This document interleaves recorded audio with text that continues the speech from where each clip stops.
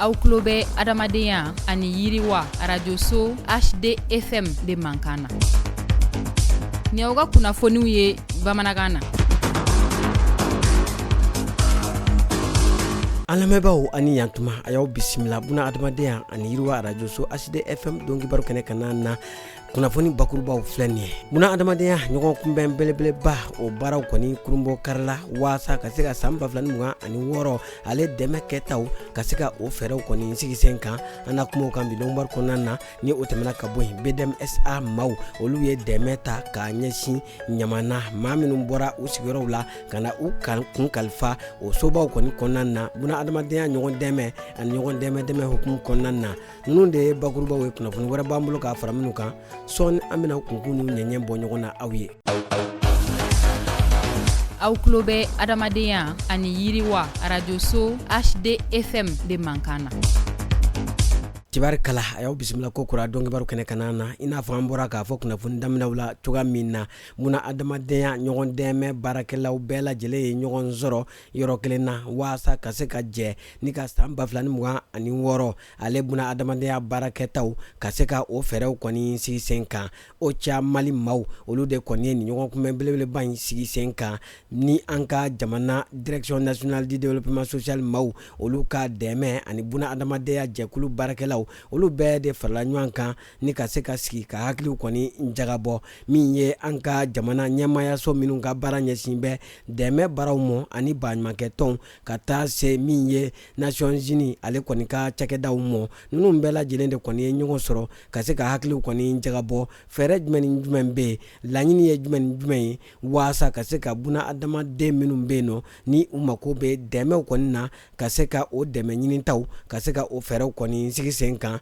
jani san 2026 kɔni cɛ. Fɛn min ye a baara dayɛlɛ baaraw o kɔni kurunbɔ karili kɛra ka bɛn araba novembre kalo tile 5 san 2025 min ye Hôtel Escale Gourmand kɔni kɔnɔna na. Fɛn min ye a wulikajɔ belebeleba a kɔni kɛra buna adamadenya ale jɛkulu caman kɔni fɛ. BDMSA maaw olu kɔni ye wulikajɔ sabati ɲɔgɔn dɛmɛ ani kɛrɛfɛdɛn kɛlɛli kalo kɔni hukumu kɔnɔna na ni ka dɛmɛ belebeleba kɔni ta ka ɲɛsin ɲamana centre belebeleba min kɔni bɛ yen nɔ ni ka se ka maaw kɔni dɛmɛ. O centre belebeleba in u ye balo kɔni ta ka taa di olu kɔni mɔ. O centre in kɔni kɔnɔ balo min taara a musaka bɛ taa CFA miliyɔn 10 bɔɲɔgɔnko kɔni na. Nin kɛkun tɛ dɔwɛrɛ ye ka se ka kɛrɛfɛdɛn ka o kɛlɛli ka se ka o kɔni kɛ ani k'a jira min ye buna adamadenw na ko an bɛɛ lajɛlen kɔni hakili bɛ maaw la maa minnu ni u mako bɛ dɛmɛ la sanga ani waati malidenw bɛɛ lajɛlen ni dɛmɛ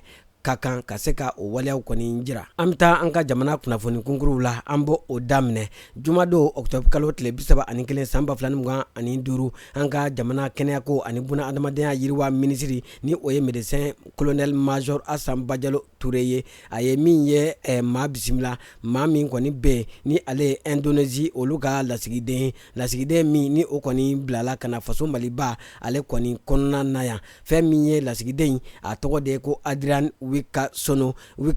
fɛn min ye a bisimilala an ka jamana minisiri kɔni fɛ ni o ye kɛnɛyako minisiri Asa Bajalo Ture ye. Ni maa fila in u ka ɲɔgɔn ye a bɔla min kan o de ye jamana fila in u ka jɛɲɔgɔnya o bɛ se ka kolo sinsin cogoya min na min ye kɛnɛyako ka taa se lakɔgɔli fo ka taa se min ye furaw olu bɛ se ka dilan an ka jamana kɔnɔna na cogoya min na. An ka jamana kɛnɛyako minisiri ni o kɔni ye Asa Bajalo Ture ye a kɔni y'a jira k'a fɔ ko an ka jamana gouvernement kɔni labɛnnen don ni ka dɔ fara an ka jɛɲɔgɔnya ani min ye Indonésie ka jɛɲɔgɔnya kɔni kan waasa ka se ka an ka jamana kɛnɛyasow ka se ka olu kɔni kurakuraya ani wulikajɔ belebeleba min bɛ yen ni o kɔni ye aramu ye ka se ka o kɔni baaraw kɔni sinsin waasa buna adamadenw an bɛɛ lajɛlen bɛ se ka damakɛɲɛ hakɛ kow la cogoya min na. Fɛn min ye ni lasigiden a kɔni sigilen bɛ Senegal ale kɔni faaba kɔni kɔnɔ ni o ye Dakar ye. Tile 6 wulikajɔ belebeleba kɛra an ka jamana kɔni kɔnɔna na waasa ka se ka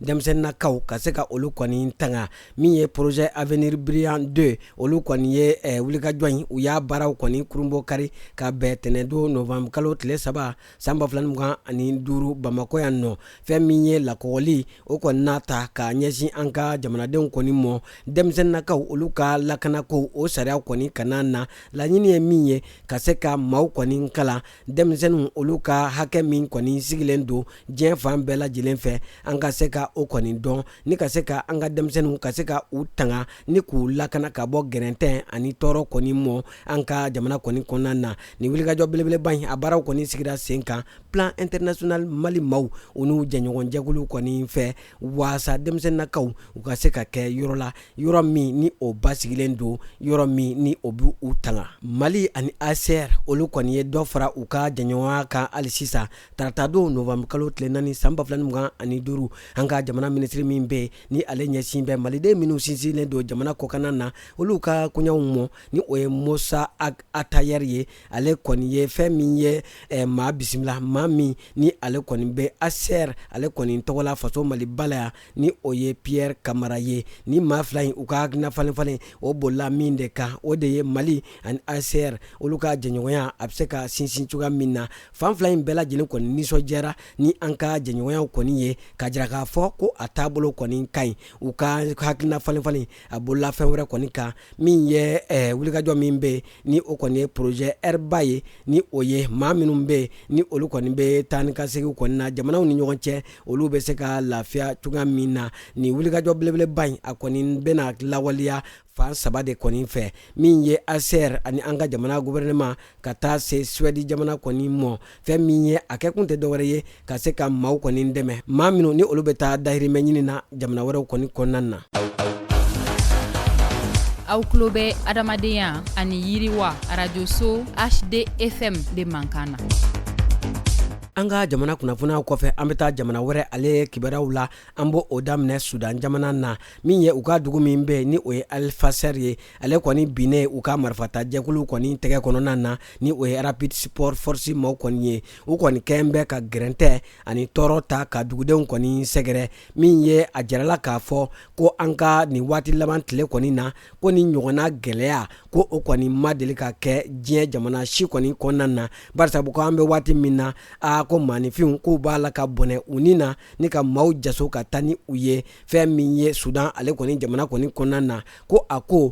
kɛn bɛ gɛlɛya ko dan ye k'a ɲɛsin jamanadenw ma Nations Unies olu ka fɔ la an bɛ taa Madagascar ale kunnafoniyaw kɔni na OCHA maaw olu kɔni ye lasɔmili kɛ k'a jira k'a fɔ ko Madagascar ko an bɛ waati min na ko sisan ko gɛlɛya caman talen don ka a jamana kɔni sɛgɛrɛ ka sababuya kɛ ja ani fiɲɛ kolon ani min ye sumaya bana kɔni ye ko o kɛn bɛ ka u ka dɔgɔtɔrɔsow ka olu kɔni kolo fɛgɛya fɛn min ye jamanadenw ko banajugu kɔni kun talen don k'a da u kan kɔngɔ ani minɔgɔ jugu ko o fana kun dalen don u ka fiɲɛ kolonba min ni o kɔni wulilen don Haïti ale fanfɛla jamanaw kɔni na ni an ko ma ko ouragan Melissa ko an bɛ waati min na ko sisan ko a kɛn bɛ ka gɛlɛyaba kɔni lase Jamaïque Kiban ani Haïti ale kɔni jamanaw kɔni kɔnɔna na pamu olu kɔni ka fɔ la fɛn min ye o de la u y'a jira k'a fɔ k'u na dɔ kɔni fara u ka wulikajɔw kan waasa ka se ka dɛmɛ ta k'a ɲɛsin jamanadenw ma jamanaden minnu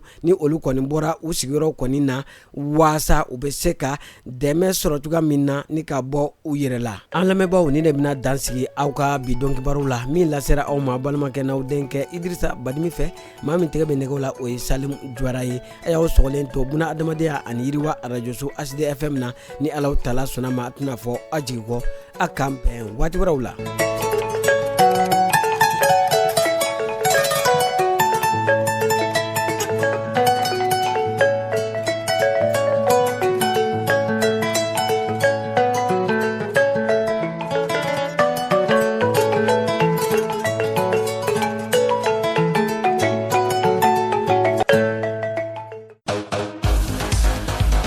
Aw tulo bɛ adamadenya ani yiriwa radio so HDFM de Mankana.